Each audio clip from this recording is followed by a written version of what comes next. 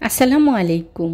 জনপ্রিয় web series Indubala ভাতের হোটেলের কচু বাটার রেসিপিটা অনেকেই দেখেছি অনেকভাবে তৈরি করেছেন, তবে আমি আজকে চেষ্টা করেছি ওয়েব সিরিজ ইন্দুবালা ভাতের হোটেলের মতো করেই তৈরি করার জন্য।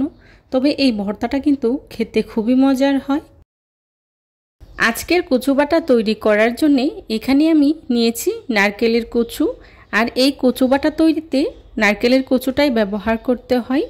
আপনারা এটাকে অন্য নামেও চিনতে পারেন।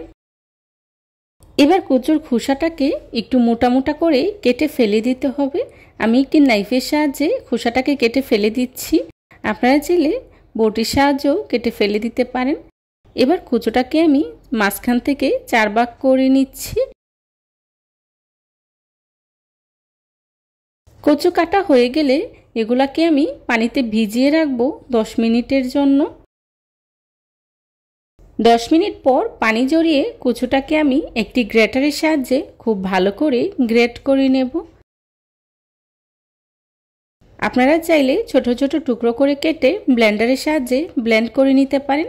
তবে যেহেতু এই রেসিপিটার নাম কচু বাটা, তাই বাটাবাটি না করলে সেই রকম একটা ভাব আসবে না, তাই বাটাবাটি করা, এই আর কি। সেমভাবে আমি সবগুলো কচু গ্রেট করে নিয়েছি, দেখতেই পাচ্ছেন। এখন কচু বাটা তৈরি করার পালা। আজকের কচু বাটা তৈরি করার জন্য শিলপাটায় আমি নিয়ে নিচ্ছি 1 টেবিল চামচ লাল সরিষা। সরিষাটাকে আমি খুব ভালো করে ধুয়ে পরিষ্কার করে নিয়েছি। তার সাথে দিয়ে দিচ্ছি 1 টেবিল চামচ পোস্তদানা, আর দিয়ে দিচ্ছি কাঁচামরিচ 4টি। এবার হাফ চা চামচ লবণ দিয়ে খুব ভালো করে মিহি করে পেস্ট করে নেব।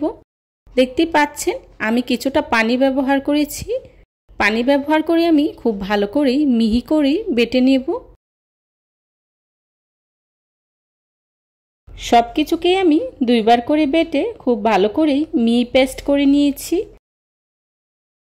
আর এই সবগুলোকেই অবশ্যই খুব ভালো করে মিহি করে বেটে নিতে হবে।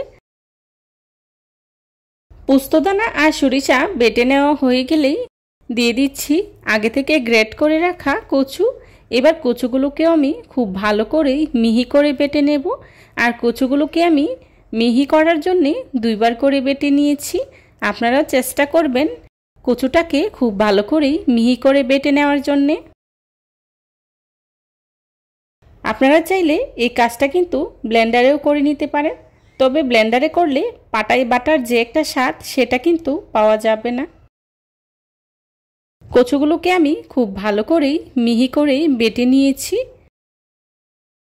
এই রেসিপিতে রসুনের ব্যবহার রয়েছে, তাই কচু বেটে নেওয়ার পর রসুন বেটে নেব। এখানে আমি 5 কোয়া রসুন ব্যবহার করেছি। রসুনটাকেও আমি খুব ভালো করে বেটে নিয়েছি। এ পর্যায়ে দিয়ে দিচ্ছি কোরানো নারকেল। এখানে আমি হাফ কাপ কোরানো নারকেল ব্যবহার করেছি। আর এই রেসিপিতে অবশ্যই ফ্রেশ নারকেলটা ব্যবহার করার চেষ্টা করবেন, তাহলে কচু বাটাটা খেতে খুবই ভালো লাগবে। নারকেলটাকেও আমি খুব ভালো করে মিহি করে বেটে নিয়েছি। নারকেলটা বেটে নেওয়া হয়ে গেলে এবার সব কিছুকে আমি একসাথে আবারও খুব ভালো করে মিহি করে বেটে নেব।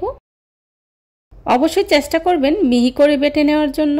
মিহি করে বেটে নিলে ভর্তাটা খেতে খুবই ভালো লাগে। আচ্ছা, এইবার একটু কমেন্টে বলে ফেলুন তো, যারা যারা এই কচু বাটা খেয়েছেন তাদের কাছে কেমন লেগেছে। এই কচু বাটা রেসিপিটা খেতে কিন্তু দুর্দান্ত হয়। যারা এখনও খান নাই, একবার হলেও এই কচু বাটা রেসিপিটা ট্রাই করবেন। সাদা গরম ভাতের সাথে খেতে দুর্দান্ত লাগে। আমি সব কিছুকেই খুব ভালো করে মিহি করে বেটে নিয়েছি। এই পর্যায়ে দিয়ে দিচ্ছি হাফ চা চামচ লবণ, আর দিয়ে দিচ্ছি 1 টেবিল চামচ সরিষার তেল। এখন খুব ভালো করে মাখিয়ে নিচ্ছি। মাখিয়ে নেওয়া হয়ে গেলেই তৈরি হয়ে গেল জনপ্রিয় ওয়েব সিরিজ ইন্দুবালা ভাতের হোটেলের কচু বাটা রেসিপি। আজকের এই রেসিপিটা কিন্তু আমি হুবহু ওয়েব সিরিজের মতো করেই শেয়ার করার চেষ্টা করেছি। আশা করছি আপনাদের কাছে খুবই ভালো লাগবে। যদি ভালো লাগে তাহলে অবশ্যই লাইক, কমেন্ট, শেয়ার করতে ভুলবেন না। আপনাদের একটি লাইক এবং একটি কমেন্টস আমাকে নতুন নতুন কন্টেন্ট তৈরি করতে অনেক উৎসাহিত করি। কচু বাটাটাকে আমি একটি সার্ভিং ডিশে সার্ভ করে নিয়েছি। দেখুন দেখতে কতটা লোভনীয় হয়েছে, আর খেতেও কিন্তু ভীষণ মজার হয়েছিল। যারা এতক্ষণ ধৈর্য সহকারে আমার ভিডিওটি দেখেছেন তাদেরকে জানাই অসংখ্য ধন্যবাদ। আমার পরবর্তী রেসিপি দেখার আমন্ত্রণ জানিয়ে আজকের মতো এখানেই বিদায় নিচ্ছি। সবাই ভালো থাকবেন, সুস্থ থাকবেন। আল্লাহ হাফিজ। আসসালামু আলাইকুম।